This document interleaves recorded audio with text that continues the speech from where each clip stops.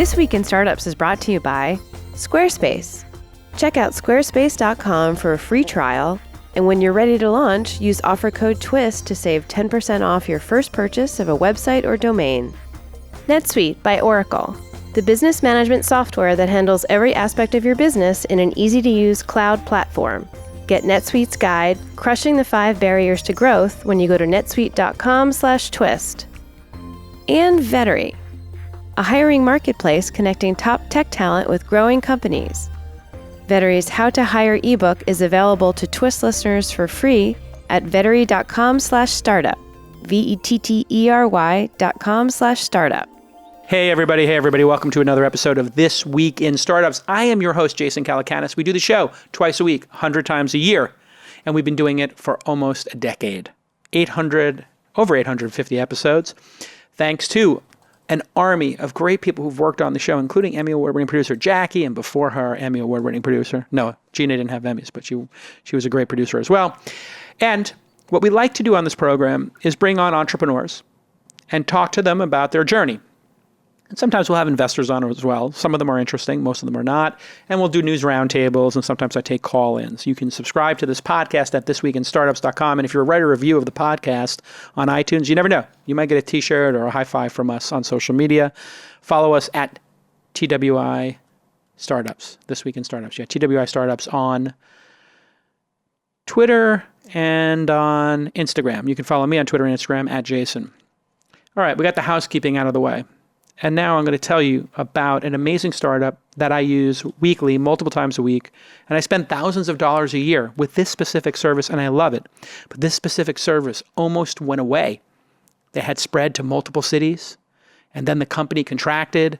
And then, like a phoenix rising from the ashes, they have raised over $50 million from my good friend Bill Gurley of Benchmark, which is, in my estimation, the greatest high five and endorsement you can get, other than me spending thousands of dollars a year with your service. I kid. But it's an amazing story and it's an amazing service. And what makes it so amazing is that they're going up against the most challenging, perhaps, of all competitors, Amazon and Whole Foods. Well, that company that I've been praising here is called Good Eggs. And that founder, who I'm glad to meet, and the CEO is Bentley Hall, who I have heard from Bill Gurley is the reason, inside information, he made the investment.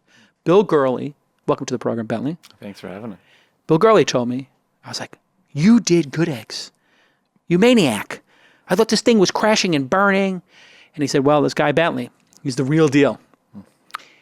Now, explain to people what Good Eggs is and how you came to be the CEO, because you're not the founder. I'm not the founder. You are the hired gun CEO who was brought in. I joined 3 years ago because I love this category and I love this company, and I think it is changing. Good Eggs, for those of you who don't know, I will let you in on the secret. The only warning is it's game changing, and you may turn into Jason and also spend thousands of dollars a year with us. Mm-hmm. But we are the only company with absurdly fresh groceries, with everyday staples, with meal kits, with flowers, with alcohol, with kids' lunchboxes, all delivered to your door same day in the Bay Area. And we are sourced 70% direct from local producers, which is a big deal. And I will explain why later. And that's what we do.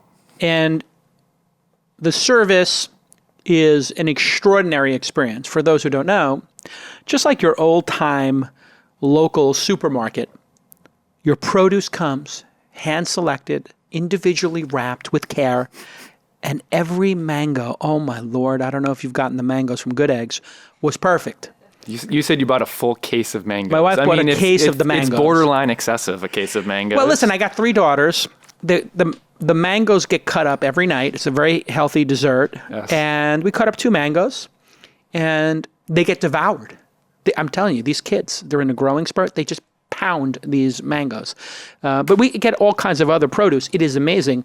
Other things that are amazing is you source from the greatest purveyors. Ina jams, I don't know if you know about this one, the strawberry jams that cost $11 or something like that for a jam. Now, my wife tried to pull me back. She said, J-Cal, $11 jam? Really? I said, but it's... She didn't want you to have the best jam. Well, she was like, it's a little excessive. But I said, have you tried this jam? You could eat it from the jar. whole strawberries in this delicious syrup and juice made from seascape strawberries. These are strawberries that are collected from the edge of California on the Pacific Ocean. I'm not sure if you're aware of these Ina. Is it Ina the brand? I was not. Tell me more. I mean, you should join the team on the marketing front. The next strawberry down, which is incredible, is like, whatever, $6 or $7. And then after that, you could be spending whatever, $3 or $4 at your local grocery store. But these are incredible. This one right here, seascape strawberry. Here we go. Look at this. We'll pull it up on our screen here for those of you who are listening. Look full of good you pulled up the wrong computer. You got my show notes here. Let's go with the other. There you go. So this is Ina Jam, Seascape Strawberry. The Seascape is a delicate... With a complex and floral flavor, it says. Oh my God, it's $14 for 10 ounces. Jesus Christ, this is why people hate me. But we also do have jam that's not $14. But Jason, you deserve the best. But this is a well-balanced strawberry jam that's not too sweet and wonderfully flavorful. It is unbelievable. And these are the notes from the producer. So if you go down here, it's the ingredients. Organic Seascape strawberries grown in Watsonville, California. Organic, unrefined cane sugar, fruit pectin. I respect your passion for jam. But here, Ina, go down, is from Emeryville. We make fresh seasonal jams, shrubs, and pickles from organic fruit sourced with 150 miles of our Emeryville kitchen. And you can click to read more. So this is what I like about it. This is like your local purveyor, Ina. Yeah. And so if you click read more on the goodeggs.com website. Products, read more. Yeah. So I love that you take the time to source these, and they make all these other wonderful products. And it's like a local business. This is like something that would be a treat. You might give this to somebody, an Ina jam, like in a gift basket or something like that. You would make someone's holidays pretty good. Pretty great if you did this. But of course, the meat is amazing too. So type in brisket here. We're doing a search. I'm going to go beef. Yeah. And you have a whole brisket. A whole brisket. Let's find it. And when it would be under beef ribs and roast. See the roasts? Because it's a roast. And you have a whole brisket here. But see, some of these things here. We both have prepared beef brisket from our kitchen in Oakland. And if you want to do it yourself. Yeah, I do myself. But look at that brisket right there from Sonoma County Meat Company. This is the bomb. This 3.5 pounds, 4.5 pounds. You can get different sizes. I've made this brisket 10 times in my house. Amazing. And what I love about it is you sourced all these from local folks. I would say the prices on average compared to Whole Foods, 20% more, 10% more? Actually, on produce, we are not because we're buying direct. Proteins, we are not because of anything except for we have a higher standard for proteins than Whole Foods. You can't get a brisket like this. All right. So this is designed for what percentage of the population here in the Bay Area? The top third can afford this, et cetera? Yeah, for us, this we are serving a customer who generally has young kids at home, who is a working professional. So they are college educated, they have a decent income. So honestly, it's top third of Bay Area families, I would say. Now, when you send it to people, it comes in a beautiful box, hard cardboard, and then you wrap everything, and there's butcher paper, things are wrapped, nothing's going to get crushed, hand-delivered professionally. Do you own the drivers? Do they work for you, or do you outsource the drivers? Yeah, we have 130 drivers now that are full-time employees. Wow. We have over 500 hourly employees across people receiving things, picking orders, delivering to you. And this is one of the many things that we do that is different. We don't believe for somebody who cares this much about melons or brisket or mangoes, that you can have a temporary workforce who's constantly changing, actually deliver a good service. So we believe that's a necessity. Now, is it true they will unpack it and put it in the refrigerator for you too? They don't right now. We will take the boxes back at delivery to make it easier for you. And same thing if you have Strauss milk bottles, we'll pick those up and take those back. Yeah, no, we give them back. So you have ice packs. Yep. And what I love about it is, like, there's other services. Instacart, I guess, would be the other big service. I used Instacart. We use Instacart once in a while. But I would say Good Eggs is now like our base, and we'll do Instacart for like some things you don't carry. How do you look at yourself versus an Instacart? Yeah, we over time, I mean, even in the last 3 years since I've been at Good Eggs, we've been trying to move to a primary grocer instead of just an occasional grocer. So we've actually quadrupled the assortment we have. We are still highly curated. So 70-80% of what we buy is direct from local producers within 250 miles, of which Sonoma County Meat Co. is an example, of which Ina Jam is an example. That is really different. The average grocery store in the U.S. is less than 1% direct from local producers. Even a Whole Foods in the peak of summer is less than 15 or 20%. So buy as being direct. That is why you get the best proteins. That is why you get the best produce. Yeah. We're getting it straight from those farms. See, the way I look at it is, I spend probably 10, 20% extra for Good Eggs, but I feel like it's so much better quality that I reduce the waste because everybody finishes it. Yes. And there's no when you buy from like some local grocery, like, you wind up throwing away 1 or 2, maybe 10% of whatever the produce is not really good. For sure. It's so much higher quality. And I look at it as like a slight investment in our family's health just to have, because we like to eat food at home. We like to prepare food. So the quality of the ingredients equals the quality of the meal. Yeah, we hear that. We hear that a lot. Both as we've moved to a complete set of goods in our assortment, we've also found that our meal kits, which we have 100 different meals you can have delivered to your door same day in bundles. I don't know how much your family does this, but those two are like you can have an incredible meal in under 15 minutes on the table that is far less expensive than mediocre takeout, but still with the same quality. And so it's a combination of that and groceries and alcohol that people are loving. Now you joined the company after the Great Contraction. Is that right? I did. We scaled back from 4 markets. We were in New York, in New Orleans, in LA, and in San Francisco in the summer of 2015. Weren't you in Brooklyn too, or? Brooklyn, yeah, New York. Yeah, oh, Brooklyn, New York. Yeah. And then I joined 5 months after that, which was an interesting time to join. Yeah, because they had been backed by Sequoia Capital and a bunch of others. And then lo and behold, they do a down round, I remember, where the company just got crammed down massively. And then they do this all of a sudden. A $50 million check comes in from Mr. Bill Gurley. When we get back, I want to hear about how you convinced perhaps the most successful venture capitalist of this generation, the last decade certainly, to give you $50 million to run a company that's up against Amazon, which had recently bought Whole Foods and Instacart in a just incredibly hard marketplace after a massive contraction when we get back on This Week in Startups. Let's talk about turning your idea, your amazing idea, into a new website, whether it's a blog or you're publishing content, maybe you're selling products or a service of some type, or you want to promote your physical or online business, or like me, you're having an event like Launch Scale, and you want to make a gorgeous, amazing website, maybe one with a beautiful video in the background like this, maybe one that's responsive and that people can see perfectly on their mobile phones and their desktops and their iPads and their widescreen monitor, and that's just optimized for speed, design, and mobility. Yes, you can see these perfectly on your desktop or on your mobile phone, and it's all search engine optimized. You got plenty of analytics and 24/7 award-winning customer support. That's what you get with Squarespace. Squarespace.com. I use it for all of our websites, Launch Scale and the Angel Summit, Launch Festival Sydney. Why do we use it? It's beautiful. It's gorgeous. It's affordable. It's a great deal. It's got tons of features. And everybody on our team knows how to use it. Updating the website is not arduous anymore. It's easy. When I say update the website during a meeting at lunch, we have staff lunch, it's updated in real time. People just go zip, zip, zip, and get it done. So go to squarespace.com and get a free trial. When you're ready to launch your site, use the offer code TWIST and save 10% off your first purchase of a website or domain. Yes, use the promo code TWIST and you'll save 10% off your first purchase of a website or domain. Squarespace.com is awesome. I love it and use it constantly.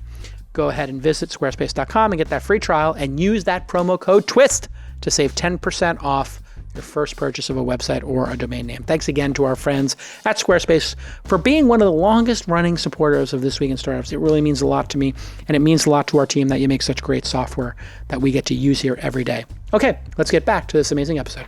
Welcome back, everybody, to This Week in Startups. If you want to help me out, people always ask me, hey, Jason, I love the show. How can I help you out? There's 2 ways. Number 1, maybe 3. Number 1, you heard from a sponsor. Go ahead and check out the sponsor. And if you could use their product, give it a chance. Sample it, as we say in the business. Feel free to tweet or share the podcast with your friends who are entrepreneurs. That's the number one way people find out about the show is you email your friends. So go ahead and do that right now. Just email and add 10 friends to a CC list and say, yo, Jay Cal's crushing it with these guests who've been on This Week in Startups. Chamath, Nirav from Nextdoor, Alex from Calm, and now Bentley Hall from Good Eggs. Oh, and finally, please write a review for God's sake. When we left our hero, Good Eggs had contracted, retreated. The valuation went to the floor after being sky high from my inside information. And somehow you get Bill Gurley to put 50 large into the company, $50 million. Tell us the story. How did this occur?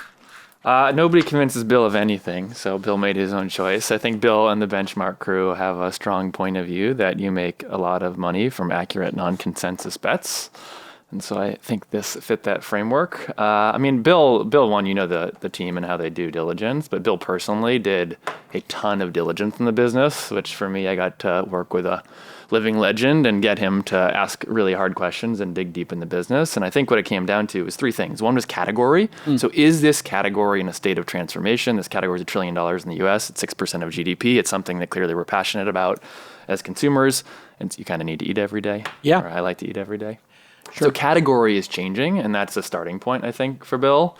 The second thing, and for me too, second thing for us is business model. So what are our beliefs about the business models that will truly succeed over time? Not just grow really fast in a 2-year period, but which ones will endure?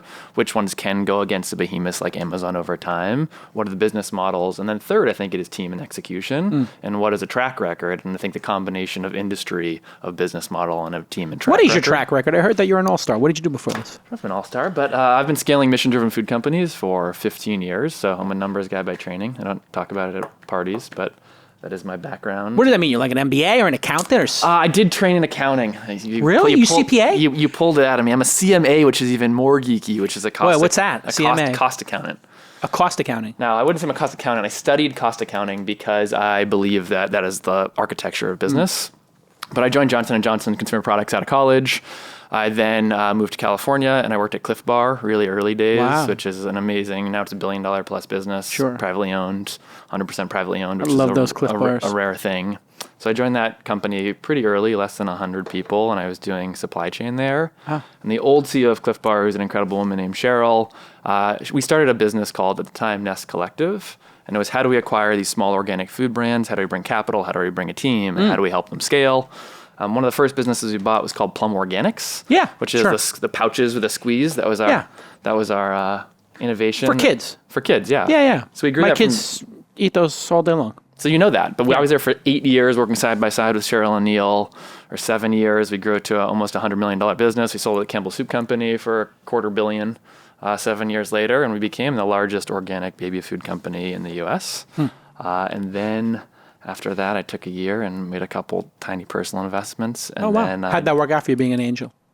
I'm an operator through and through is the simplest So answer. they went that bad? No, they actually have gone really good. But okay. Who are they? Tell us. I am definitely an operator through Who are and you, 3 or 4? We did 3 or 4 of them? One was a kombucha brand called Revive Kombucha. I know that, yeah. Pete's just put a bunch of capital into. Pete's Coffee. My wife buys that kombucha by they have big gallon size. Big growlers. Oh, gosh. You eat and drink well at home. I like this. No doubt. I think it's the best place to invest. If you think food is medicine, it's clearly what goes into your body is critically important. You could either pay for it with your diabetes and your, all kinds of issues later on in life, or you eat healthy now. Yeah, I agree. And I think that category is another one that kombucha is going to become a mainstream So you did kombucha. category. What else did you do?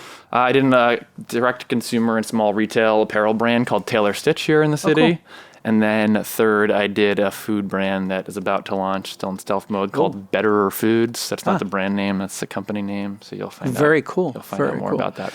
So you go to Bill Gurley Yes. with this idea. Say, hey, listen, the company's been kind of rebooted. The cap table got cleaned up, I guess, in that process. A little bit hard to do. It wasn't the most fun period of time to restructure a business, but it was also necessary. This is what, 3 years ago? It was necessary, yeah. But it was 3 years ago. It was kind of a really hot market. Yeah, it was a hot market with lots of competition. Oh, right. And that actually, if I think back, is that 2015 era? That was the era where everybody was saying, if I remember correctly, unit economics, Instacart will never work. Instacart will never work. And Instacart was getting dogged in the media because they were reportedly losing a lot of money on every transaction. Yes. Then they decided to come up with a membership fee, or they started charging. But still kind of a hard business. They had that huge dependency on Whole Foods. So you had to go into Bill Gurley and to your existing investors. From my understanding, the existing investors did not re-up. They did not, with one exception, which is Danny Reimer from Index, was in the early round. And he led our round when I came into the business, and we restructured. And then we do have, it's not just Bill, we have actually an incredible board of Danny from Index is on it, Bill is on it, Vishal Vasith, who is at Obvious Ventures is on it, and Chuck Templeton, who is the founder of You got Obvious Ventures, Ed Williams' firm to invest. Yeah, I've known James Joaquin was James on is Series B at Plum when I was there. So you know what? We need to get James Joaquin on the program, Emmy Award-winning producer Jackie, and then Danny Reimer is this Moby Dick kind of situation. He's the white whale. We got to get him. I don't mean it that way. The guy's very fit and trim, very attractive man. We need to get him on the program. So we have a good board, is my point. That's an all-star team. What are you talking about? You got the Warriors, like four all-stars there. It is an all-star team, and actually what I love, my team always makes fun of me because I walk out of board meetings and they're like, you seem to be laughing a lot in there, having a lot of... Sequoia did not re-up, and I love those guys, and they're incredible. How did that go down? How did that go down? You tell them, listen, we're going to recapitalize the company. Do you want in? And they're just like, nope. We loved it then, and we don't love it now. I think for them, one, they are heavy backers of Instacart, which I respect. I think, two, they had gone through ups and downs of good eggs. And they wanted to get off the roller coaster, it was changing the vision, right? We were like, let's build a really big, enduring company that people love, that is profitable, as opposed to grow at all costs. That hurt your feelings that they didn't re-up? Was that like a difficult thing? My feelings. That was another problem to solve as an operator. Got it. I ask because I think it's so triumphant of you. I'll be honest. Because once the shine is off of it, and it's in that death spiral or perceived death spiral, it takes a pretty significant pilot. And I'm not just saying this to like give you like kudos for the sake of it. I think it takes a pretty deft pilot to take something out of a death spiral, tip the nose down, increase the velocity, get some lift under those wings, and get the plane to soar again. That's what you did. The team and I, over that 6-month period, did a lot of really, really hard and necessary work that made that plane pull out of that spiral and then Take me through start to soar. You're looking at running out of cash, losing money in every market except for one, probably, if I have my information correct. You decide you want to pull out of it. You have to come into work one day and say, we're shutting down 4 cities. It's the only way to do it? So they had actually shut down 5 months before I joined. So I just had San Francisco, which to their credit, I think that was definitely the right decision at the time. Because it was profitable. What I had to do, the difference was say, I know that many of you have been here because you want to grow at all costs, but that is off the table now. So have conviction, have the courage to say, no, for the next 6 months, while I was getting new capital into the business, we're not going to have a single conversation about growth for 6 months until we get this foundation rock solid. And once that foundation is solid, we can talk about growth again. And so that was a huge shift for the business. And it changed from kind of silver bullet thinking to growing at all costs to no, we need to take care of a bunch of fundamentals. And then once we did that, then we also launched same day. Then we also built assortment and expanded so we had a complete assortment. And then we turned on growth, but still growth without breaking that foundational lever. And once we had foundation, once we had growth, now we're in this mode of like thoughtful expansion. So we signed a lease for a second facility, which is 115,000 square feet in Oakland.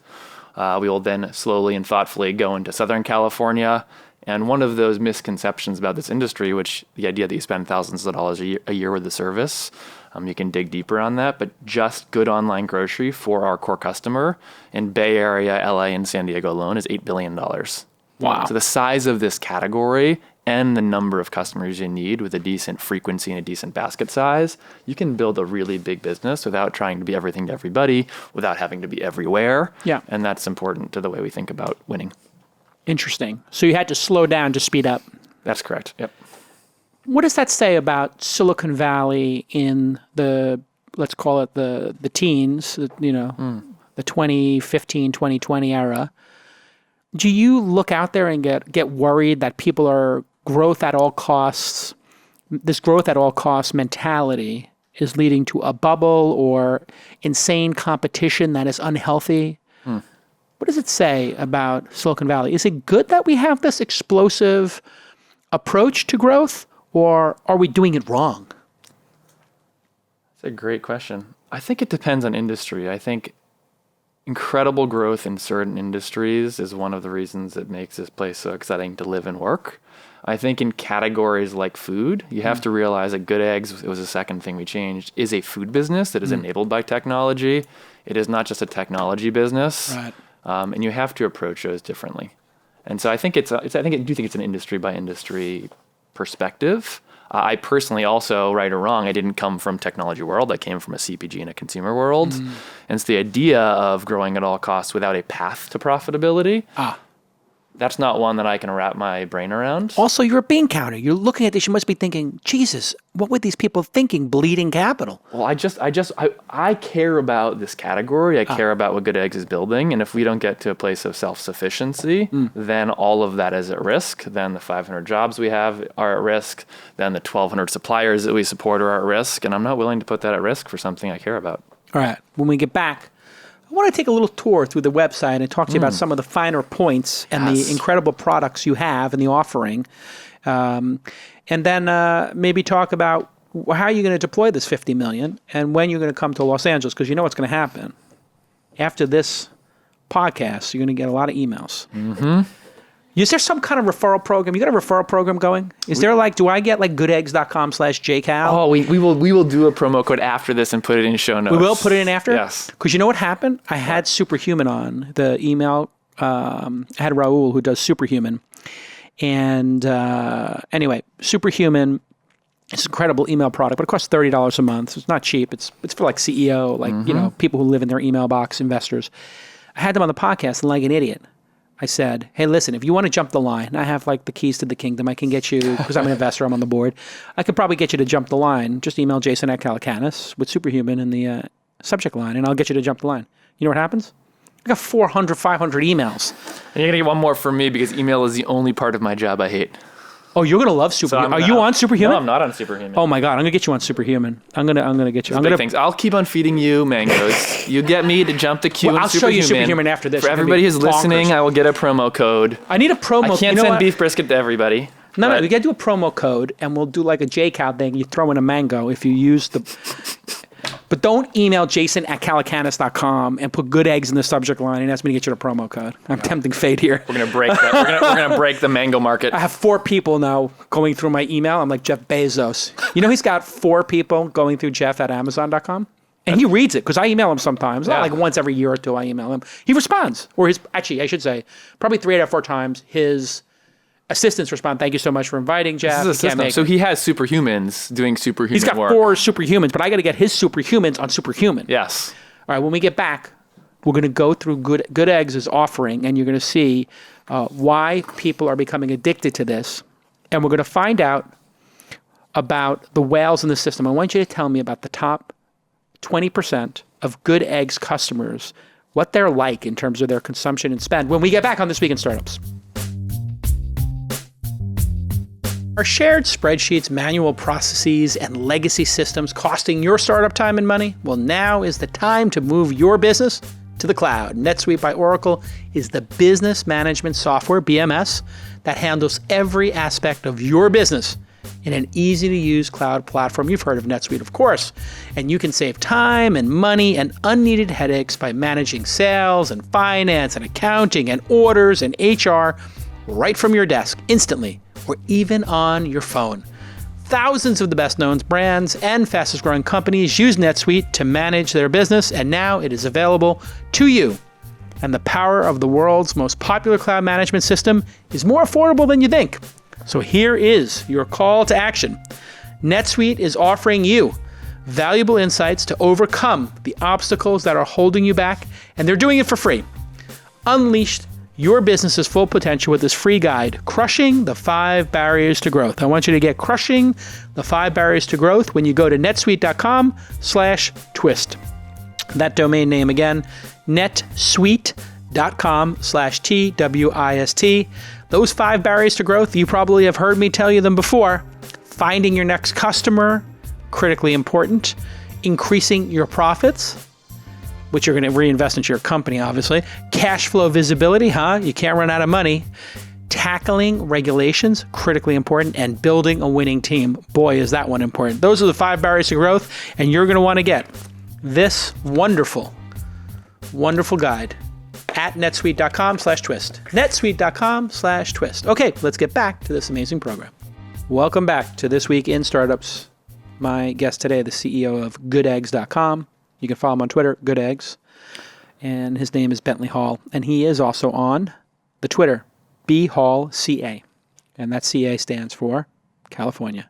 where he resides. You are an observant man. There you go. So you spend time on that Twitter, or is it just too toxic for you?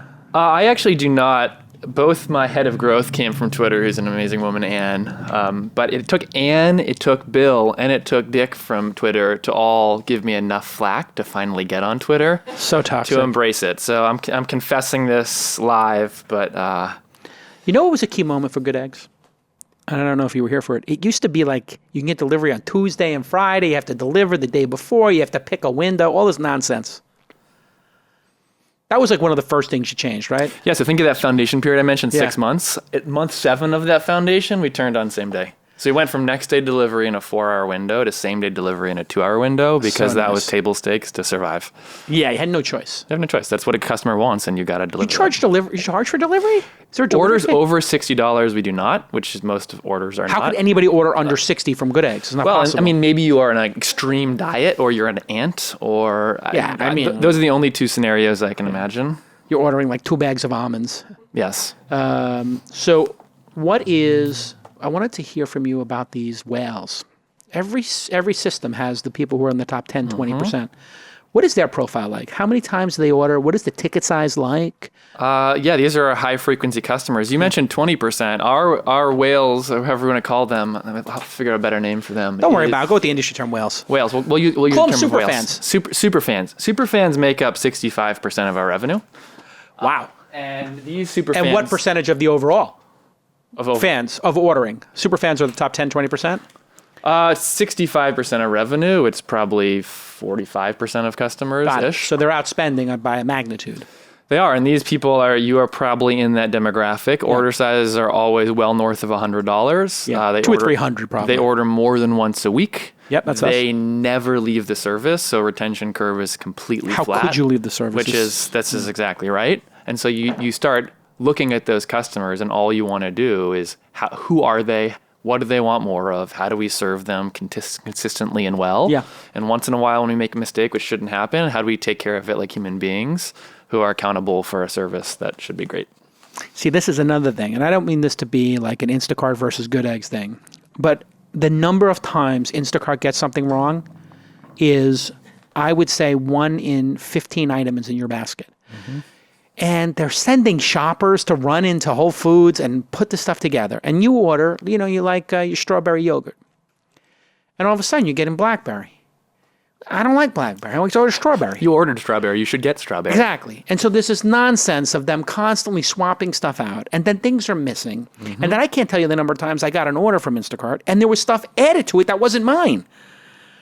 Then I got to look at the basket. What did I actually order? Where is that? It's just... And you get texts to do substitutions while you're in the middle of a podcast. Unacceptable. Probably not why. Unacceptable. Yeah, reliability matters a lot in this. It's not just speed, but reliability. And in that foundational period too, we had a 72% order fill rate at that time, and we quickly got up to 98 to 99%, which simply said is when you order something, we give it to you. Yeah, and so that's a basic. Better to have less SKUs and more consistently deliver them, right? Totally. And also, if you're thinking of other services, when you go into a store, they don't actually know what is there. So you've placed an order. They don't know what is there. They're hoping to find your strawberry or blackberry yogurt. But for us, we're not selling it to you if we don't have it. Because it is our inventory. From the farm to your warehouse to me. Yes. Instacart, the farm is going to a distribution center, going to a Whole Foods, going to a shopper, coming to me. Yes, and that farm is probably either international or on another side of the country. There might even be a distributor in between, right? There might be farm to distributor. If there was less than 4 or 5 steps in any of those products, I would be surprised. See, this is interesting because I am not a math nerd, CMA, CPA. What are you? Not bring it up. CMA? I'm telling you all my secrets here. I may not be a math nerd like you, but I know that 5 steps is more than 3. You're 1, 2, 3. So can you slow it down? And 5 minus 3 equals 2. Now, that doesn't mean a lot, but you take the 2 and you double it. So then we're working with a factor of 10. That means the 2 is a 4, which means it's 40% less steps. You see how I did the math there? You need to do a spreadsheet here. I will simplify that down. It's about 40%, 50% less complex for you to get food to my table. Is what I'm saying. Nobody knows this, but when you get produce at a grocery store, on average it is 12 days to 14 days old from harvest. And so when you hear people like, I want to go to a grocery store and pick my own produce, why? You can't pick the best 12-day-old strawberry and get it better than the one that was picked from the seascape and wherever it was. So what's your window like? And what's your goal? For us, for a window for delivery or from a producer? Yeah, let's go through both. I mean, let's take produce. So produce often is picked the day before, is brought into us. Fish, seafood could be caught the night before. Tartine bread every morning. They fire up the ovens. They do a whole bunch of delivery. You're killing me with that tartine bread. And it's 7 a.m. Killing you with love and kindness. No, let's pull up your screen here. I want to talk about this bread here because you have this peasant bread. That's a giant round loaf. Oh, so good. Oh, but there it is. The tartine whole wheat. You're going whole wheat sesame? Yeah, that's it. No, it's the country. I'm sorry, it's the country. Look at this 48 ounces. Josie Baker also has a delicious one. Oh, my Lord. My daughter goes crazy for this. So we have to order it. We order this twice a week. But this is the best example because this comes in literally warm to our warehouse and it is going out same day. So the reason nobody else can replicate this, nobody else can promise them that they're going to have this product and not sell it in day 2, only sell it in day 1. Look at the ingredients here. Flour, water, salt. That's less than 3. This is less than 3. Correct. See, this is why they got a math guy in charge. But $10.99, we would slice this up. My daughter has a couple of slices. I have a slice. You toast it up. Jam goes on there. Oh, no doubt. See, now you're trying to fill it out here. When am I coming over for breakfast? I'll make you brisket. I'll make you the brisket. Are you down in the peninsula or up in the city? I live in Marin, but I drive down here every day. Right, so all right. Well, if you want to go down, I will drive. Yeah, we'll have you over for brisket. I'll make you a good eggs box. And this bread is incredible. So now we go to this bread. It's so fresh. This is what I was talking about with waste. See, this is why putting a math nerd CPA like you, and I mean this in the best way. No, this is what people don't get about Tim Cook. Tim Cook is the supply chain guy, and the reason why Google excelled in terms of revenue after the death of Steve Jobs, rest in peace, they lost this product Visionary, but what they gained by putting Tim Cook in charge is they are so efficient, and efficiency and economics and the managing the supply chain matter so deeply that they started the margins and the amount of cash they're throwing off increased. See, they put you in charge. You may not be the visionary who started it, but sometimes you need somebody who can manage the heck out of the supply chain. To my point earlier, the best thing is the more we can manage that, the more we can have an incredibly fresh product, the more we can invest in customer experience, the more we can win. Yes. So there is a benefit that is greater than just additional. Right. But here's my point as a user. Yes. When I would get my bread from Instacart, wherever, it's a day or 2 old now. And you can't even get this. Plus it's a day or 2 old. Right. So I'm starting on day 2 or 3, yes. Best case scenario. So that means on day 4 or 5, it's hard. Mm-hmm. So I maybe have a third of it and it's gone. What I do with this is we get it on Monday, then we get it on Thursday. Thursday, we may have a couple of small pieces left. We finish it off or whatever, make croutons. We may toss it, but we're probably going to use the whole thing. Yes. Because it's still fresh. We're on day 4, not on day 6. The bread's no good on day 6. So Josie Baker is another incredible baker. Hold on, get me in on Josie Baker here. So yes, we get this.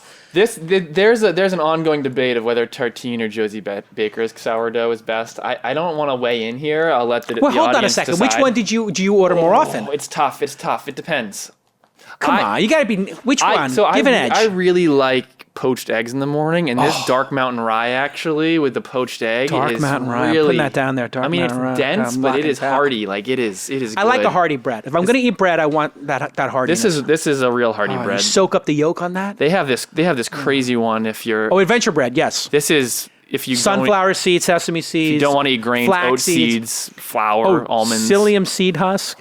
Yeah, this is going to get things moving. That will get things moving, but this is like a moving different bread for different people. So yes. If you're old, then listen. If you're old bread, you want to get some things moving. You have a cup of coffee, you put a little schmear on it. It's going to be great. Mm-hmm. Some jam, if you will. What else do you love on this site, Jason? Because scallops are great. The scallops are great. The scallops are great. Scallops are my go-to because for kids, it's like chicken and it's like a nice. They get some. They're quick to cook, and I grew up on the East Coast, so I have a special love of scallops. I sear them with a little bit of that butter, the Irish butter. Yes. Put a little Irish butter in the pan, salt and pepper, bing bang boom. I'm done. Let's pull this up. Let's see if we got scallops. Yeah, you get the scallops here. Pretty great. Pretty sure they're dry packed too. The scallops. We also get. So this is an amazing local producer. They get these from Maine's, but they're going out on the boat all the time. Incredible. The other thing that you do particularly well is the salmon. Both smoked, because you have on the salmon side. When you're doing getting smoke, hungry, this is Exactly. Friday night at like. But here's the thing: you have like 6 or 7 different types. Now, what people don't realize about salmon is they all think farm salmon, great, I'm being good to the world. No, au contraire, mon frère. You don't want to eat farm salmon. It has pests in it, and it's not actually that good for you. You want the wild. The only farm fish we have at the moment is McFarland's Springs trout, which is really good. And Yeah, and but you're checking that out because you're nodding while I'm saying the farm raised can be problematic. I think there's different ways to do farm. So they're putting antibiotics in the water. Yeah, McFarland Springs trout is not doing that. No antibiotics. Many others are.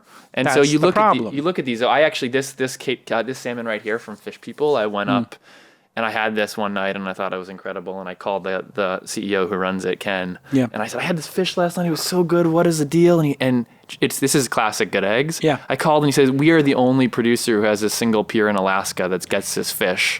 This is the whole story behind Wild it. Yukon River Kita salmon. This steelhead trout is so good. Amazing. But All right, go to the locks. What Scroll else? down What to else? the, Locks. go to the smoke. I guess it would be under smoked. But if you went to shellfish, to go to smoked. Your mouse is different than mine. I'm Yeah. adjusting. So here you have what's called gravlax, which is when you have the sockeye salmon there with the pepper on top of it. That's more of a gravlax type, but lots of different types. And you get this. It's amazing. And smoked fish, it's great because you can eat this if you're trying to lose a little weight, which I'm constantly struggling with. You want to be satiated. You want to be able to, when you're making a bad decision. Yes. You know, we all make a bad decision once in a while. It happens to the best of us. I can just open up, I grab a couple of slices of the lox or whatever, shove it down my throat. I eat, a couple of ounces. And the protein satiates me. Maybe I don't make a bad decision once in a while, but all delicious. Y'all know Vettery. It's a hiring marketplace that connects top talent with growing companies. All candidates are fully vetted on Vettery, before they appear on the platform. And they do a new batch of candidates every Monday morning. And it's so great for startups or anyone looking to expand their tech team. And they've done this amazing ebook, and you're going to get it free. I'm going to tell you how in a moment. This is How to Hire. It's a comprehensive ebook that'll go through the recruiting process with you from the interview all the way to closing. And it includes massive contributions from 12 venture capital firms, over 100 startups, and they did 50,000 interviews and had them analyzed, including 10,000 plus candidates' opinion and feedback, 2,000 hiring processes evaluated. They went through it and they figured out the best tricks to source the top candidates on social media, job boards, and hiring marketplaces. And they structure bulletproof interview processes and how to evaluate candidates and learn how to close the perfect hire, even when they have those competing offers on the table. How to Hire is essential reading, and here's how you get it. You get it for free because you listen to This Week in Startups, and you're just going to go to vettery.com/startup. That's VETTERY, 2 T's, VETTERY.com/startup. Please go there now and get How to Hire, the free ebook. I have it here printed out because I've been taking notes. It's been very helpful for us here at launch.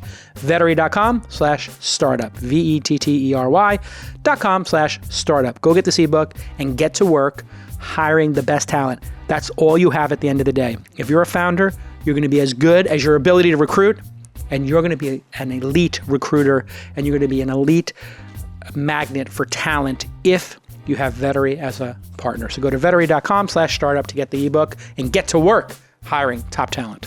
Tell me about your meal kits, because this is an area where people have said the meal kit business might be challenged or troubled. Is that your experience? How? Because you're an operations guy. Did you figure out meal kits? And if so, let's see it. Yeah, we did launch this because I also agree that meal kits is a standalone business that ships all over the country, is challenging to make work. I think if you have groceries with a good basket size, the good frequency, and then you throw meal kits on top without all the subscriptions required, with flexibility for a modern day life, I think then it's a great business. And so we have a kitchen team in Oakland. I think it's up to 70, 80 people now. And you can see here, we have all these things which you can look at. The 15-minute meals. Are they, what are you thinking today? Pasta, pork, chicken, and turkey? Let's go to chicken and turkey first. Sure. This is a sous vide half chicken from Rolly Roti. Oh, I know about this. Yes. And you throw it in a pan. Yeah. It literally it's already takes been cooked. This one already has. Yeah. But then we got the sous vide chicken breasts. You have these chicken breasts that are sous vide from with pepper. them, yeah, we have a salt and pepper one. The salt that's and really pepper good. one. That's the good one. I get the salt and pepper one. You slice it up. You put it on a salad. Or again, back to satiation if you're on a keto diet.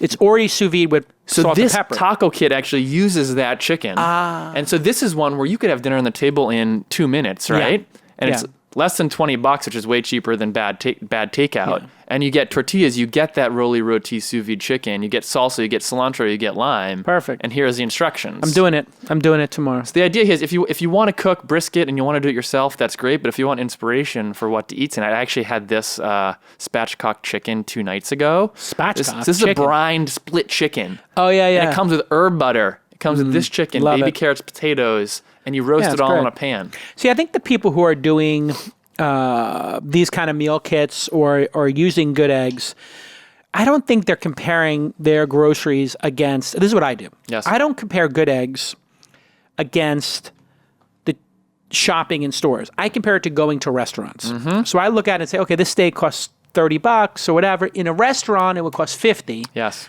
I'm preparing it. I'm saving 40%, 20%. So I justify in my mind the higher cost with this. But these kids' lunches I haven't done, but these look great. But think of these. So the whole idea is, who's our customer? How do we bundle ingredients that we already have to solve a core problem? So meal kits is a classic example. This is another one, right? We have kids' lunch kits. This is Siggy's yogurt. We have some granola bars. We have chopped turkey. So wait a second. Carrots. Do you give us the little plastic tray and then we populate it? We're giving you these things, but they're like prepped. The turkey's been cubed. It's a fresh turkey. These carrot sticks have been cut up. We got mozzarella string cheese. Oh, so that would be like my home kit. That would be my case. This makes it easier for you to pack that lunch, and then you should sell the case with it as an option box. We should do that. You're right. Yeah. Only because it's a great upsell, and I know we have like some very cool ones from Skip Hop, I think, which my friend's company has these gorgeous ones. But the same ones. Those are really nice when you have the boxes you make yourself. What are these here with the sangria? We also have bundles. So we have sangria, mimosa. We have an old fashioned kit that comes up here. You think about you're having people over. Like what? Do I save money or lose money if I do this versus buying separate?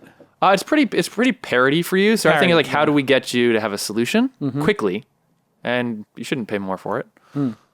So great. But all these easy pancake breakfast. This is that Josie Baker. He has a mix, which is his whole grain mix, and so we're sending it as an easy pancake breakfast. Oh, I mean, Lord. dad of the year right with here the buttermilk and with you're washed using berries. The buttermilk. Yeah. Yeah. The berries, by the way, have been fantastic. They're very expensive though. Let's go check out the berries here. There's some things that you're doing that are. Let's look at berries. Yeah, let's check out berries. There's a reason we don't carry certain berries from certain brands because we don't think they're good. So yeah, look at this. See, here's a 3-pack of berries, $20 for blueberries. It's a little pricey. For a 3-pack, I'm just saying it's a little pricey. You got to think about it. Let's find the mangoes. Where's my mangoes? You want mangoes? I got to search. Do a little search for mangoes here. I just want to show these mangoes here because I'm particularly proud of this discovery. Case of mangoes. There they are. See, look at Case of California.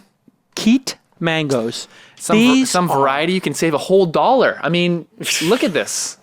But anyway, these mangoes, by the way, I know they're $3 a pop. Maybe you could save $1 if you went somewhere. Did you know that these are only a 4 to 6 week season? Unbelievable. So you got to get them while they last. I'm telling you right now, go on to Good Eggs and get the mango. Oh, look, there is. You can invite friends and get $20. All right. So we'll give you your own code. Yeah. But, I'm going to need to get some of this going here. So when are you going to expand, and are you ready to do that? And how do you make that decision? Are you going by the highest income areas in LA? Are you going to go to like Bel Air and Pacific Palisades, Brentwood, Santa Monica? How are you thinking about your LA rollout? I'll answer the LA, but I'll tell you broader on a market, how we pick a market. So we're picking a market based on where is the density of our customer, obviously. Okay. Where is traffic patterns? Where is labor pool? Because Oakland, for example, will have over 1,000 good jobs at scale. So we need to be in a place where we can find 1,000 people who are excited to come to work every day. That's not happening in San Francisco it's not gonna, or Atherton. It's harder to do in San Francisco. Impossible. Come on. It would be impossible. It would be quite hard. I've been talking to some restaurateurs. We're at 500 plus in San Francisco right now. Yeah. We're in the Bayview in South San Francisco. Oh, you're South San Francisco is a little cheaper, yeah. I was talking to my friend who's a restaurateur. He said, dishwasher. Mm-hmm. Guess what the hourly rate for a dishwasher in San Francisco is now?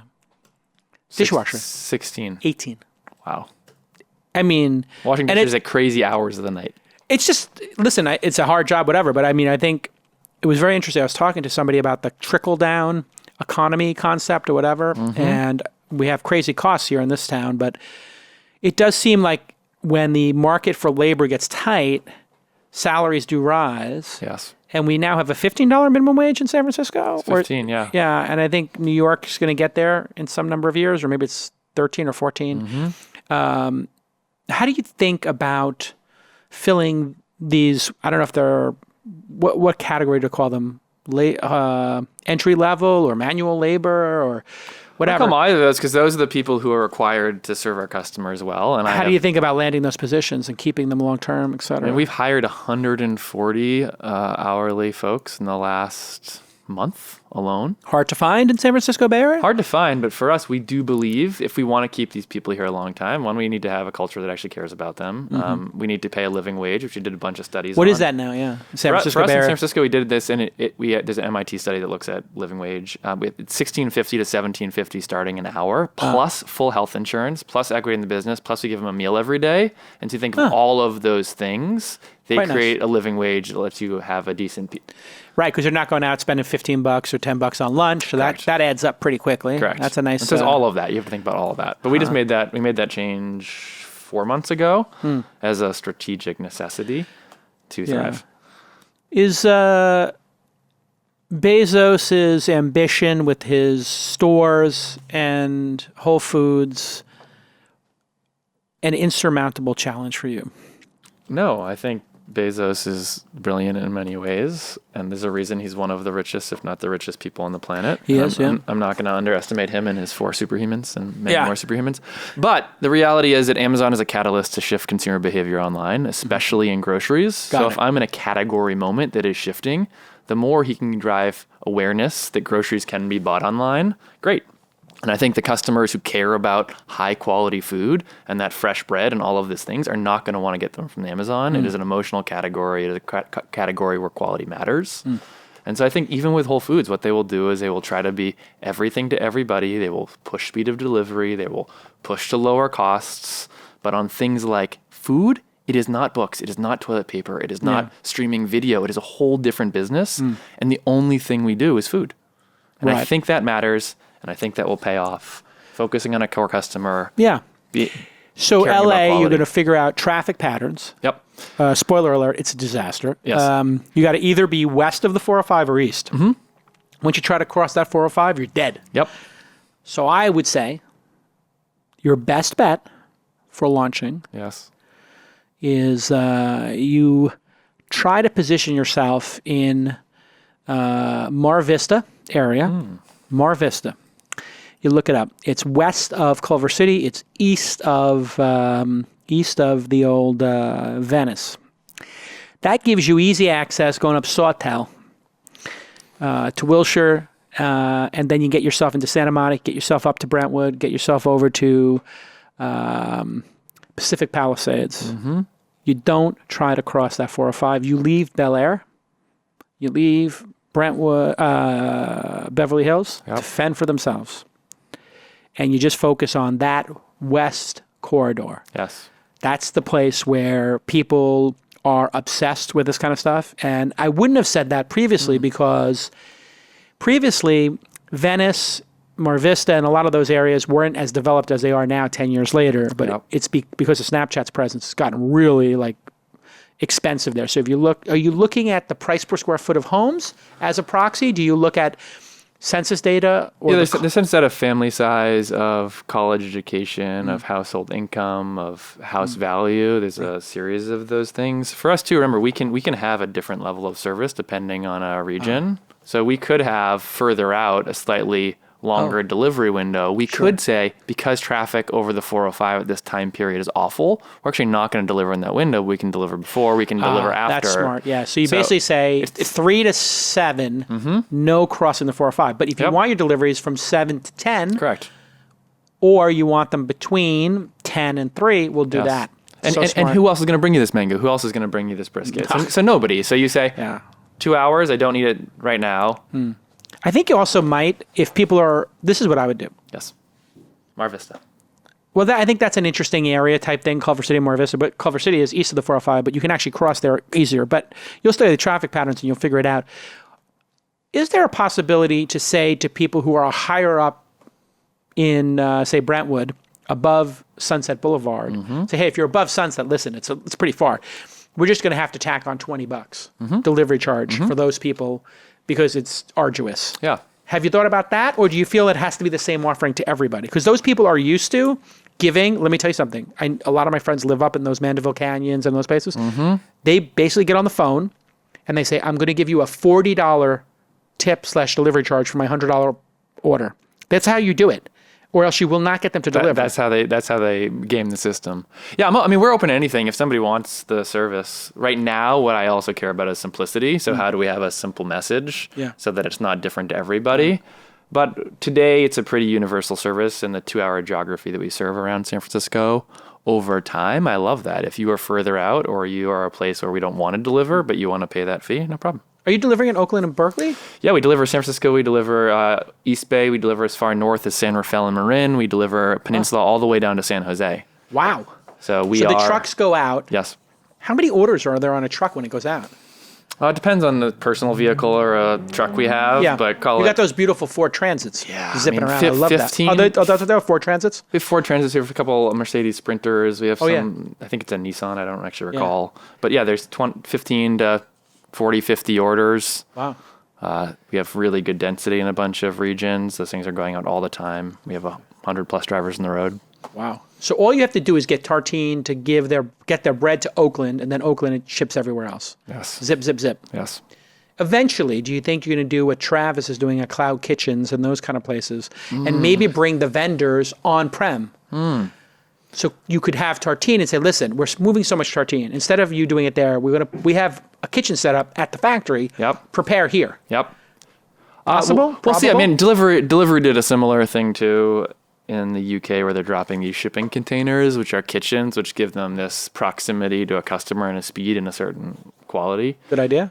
For us, I mean, we have a, like I said, 70, 80 person kitchen in Oakland. It's doing all this stuff. You go to Prepared and you go to Good Eggs Kitchen, marinated meats and the cooked brisket that you saw. So we will continue to do more things there. Prepared, yeah. Then have prepared and semi-prepared and prepped and chopped veggies. Those go to both hubs, and from there, I don't think we're in the business of delivering hot meals anytime in the next year or two. Oh, but maybe eventually hot meals. Yeah, that'd be interesting. It's one thing at a time. It's not very high margin. I think you have to have at least 3 entrees to make it worth it. And going up against Uber Eats seems like, I don't know. I just think there's so many good options on Uber Eats, and it's so fast. What I find is like, I'm either going to go Uber Eats or I'm going Good Eggs. Yeah. I'm not really happy with the in-between services. Yes. I find them like, but there's so much choice on Uber Eats. I don't know if you could. I mean, Jason, who runs Uber Everything and Uber Eats, he has a good point of view on this, which I happen to agree with, which is food delivery there's 30 minutes, which is really for these things. Yeah. There's same day and there's everything else. And those are the only 3 windows in a customer's mindset, which I think is a pretty good perspective. I'm amazed at what Jason's done getting Uber Eats delivery times down. It is bonkers. Like I order from a Mexican place and it's under 30 minutes. And then I was using DoorDash, Grubhub. Grubhub got everything wrong. Horrible service, terrible. Just missed every window. DoorDash pretty good, but took maybe 15 minutes longer. And you basically behaviorally, it's sort of like taking a Lyft versus taking an Uber. Like Lyft is like 8 minutes, Uber's like 1 minute, 2 minutes. You start to like just unconsciously be like, I don't want to wait. Yeah. I'm hungry now. Yeah. So it's different. But when you have a family and we're a primary food supplier and you like cooking or you like a bunch of different options depending on how much you're going to put into it. There it is. There's the Roli Roti, ready-to-eat salt and pepper chicken. Yep. This is amazing. It's good. It's good. So you know what we Have you tried their sous vide carnitas they have? I didn't know they had sous vide carnitas, so we'll have to get in on that. We'll have to walk you through this market. We're going to have to give you the curated list. Let's see if it's in here.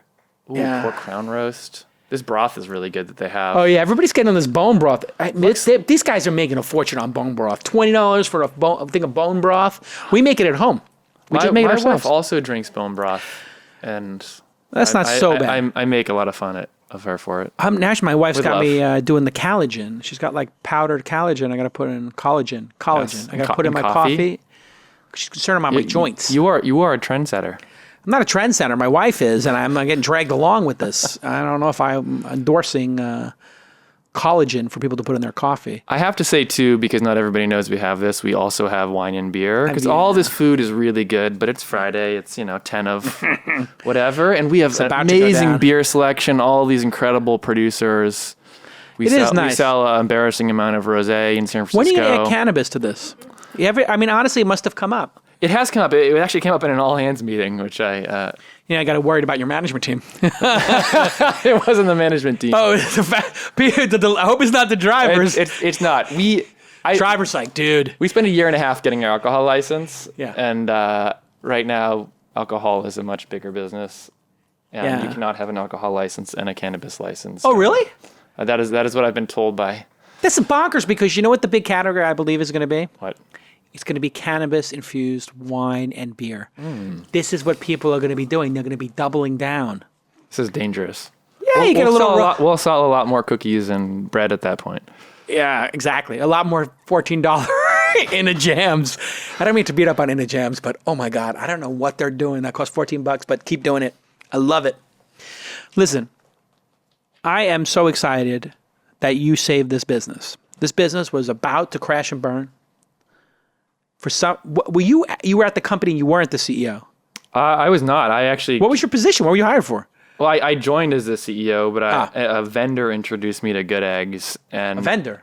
A vendor. It was a hummus company at the time, and said, you should talk to them. I wasn't looking. I was looking for actually information on the best brands they had. To invest in? And they said, yeah, you can't have that list, but if you help us for a week, we'll chat. Yeah. And so at the end of that week, I was pretty hooked, and then I started talking to Sequoia Partners, and then it came out the CEO was ready to let go. Got it. And then he jumps out. And then I leapt with both feet into this goodness. And you climb to the front seat, and you take the yoke of the wheel, and you get ready to...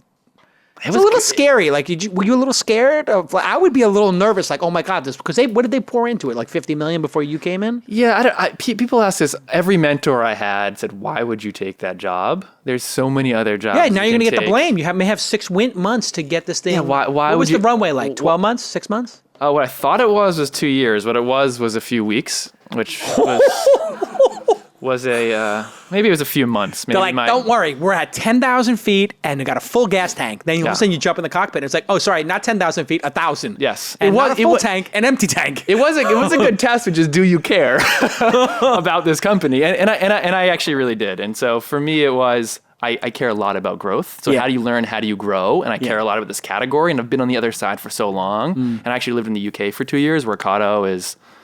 pretty dominant. Who? Ocado, what is it? OCADO. It's $1 billion plus online grocer, publicly traded. Huh. I think. So behavior's changed over there. Behavior's changed. And I actually lived there with my oldest son at the time and my wife. And we didn't go to a grocery store ever. It got all delivered. So I moved back here and I cared about food and I saw this was the future. And it wasn't this idea of maybe this will come. We're actually way behind Japan. We're way behind the UK. Yeah. We're way behind Switzerland. Like all these countries are at high teens, mid-20s of online penetration of grocery in a city, and we were still 3%. So for all those reasons, it was like, yes, it's risky, but I want to do this, and this will, over time, be the right time to be in this category.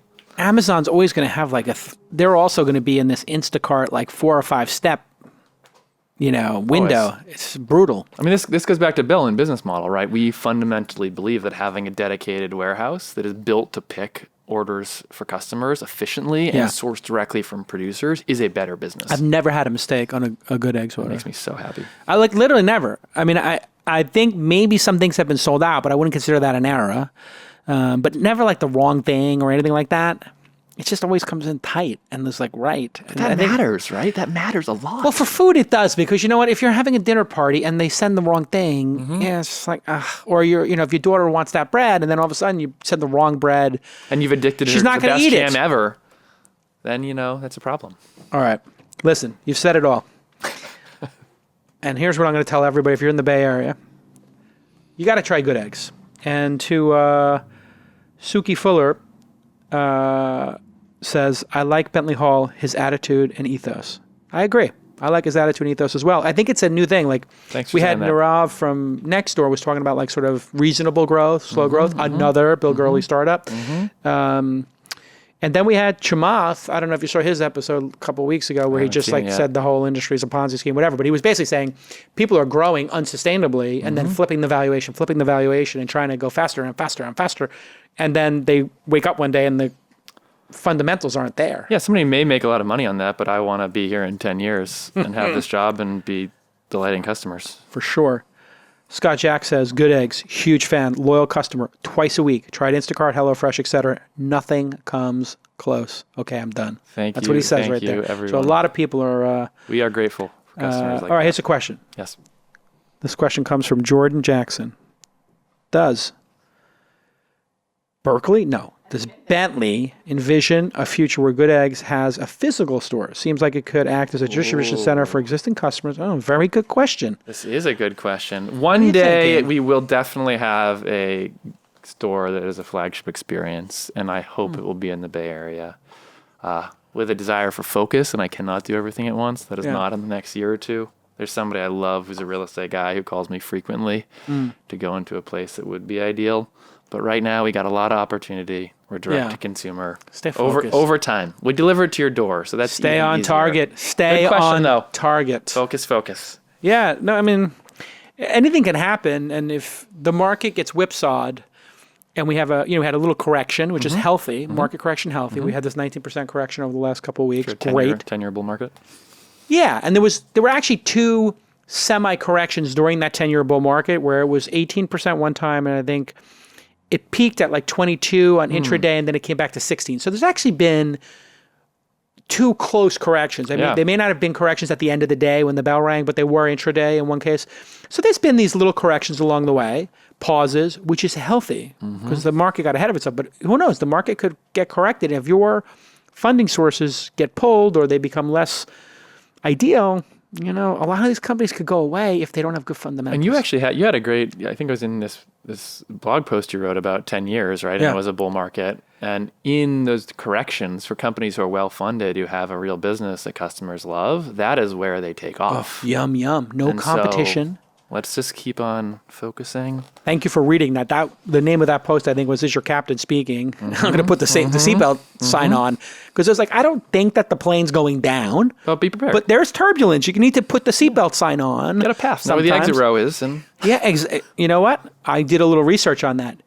My piece of advice, keep your shoes on because on takeoff and landing, that's when 90% of the bad stuff happens. Ooh. You want your shoes on. No slippers at takeoff. No. All right. Shoes on. Good to know. Because if the plane has an issue and you got to run off, you don't want to be barefoot and then it's on fire or any of these other situations, This is bold and big advice. I mean, it's life advice. Only here. Only here on This Week in Startups. Startups. This valuable. Plane crash advice. Be in an aisle seat. Okay. Continued success. Everybody try Good Eggs. Thank you, Emmy Award-winning producers Jackie for setting up. Thanks, Ben, on the ones and the twos, keeping the quality high. Presh and the Toronto team, CMO Presh. I'm glad I hired you. You're doing a good job, kid. Hey, Matt, selling out. Do you know this podcast is sold out for the rest of the year? You are. And we added a third ad slot. We had a record quarter. Sold out.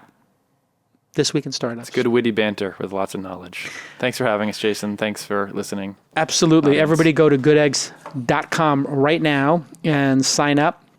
And if you're in LA, hey, listen, I usually think that first name at goodeggs.com, first name at company name, you're hiring, tech, we what do you will need? be hiring. We'll be hiring. LA's after Oakland. Oakland first. Oakland first. Doubling down in the Bay Area. But Berkeley, not yet.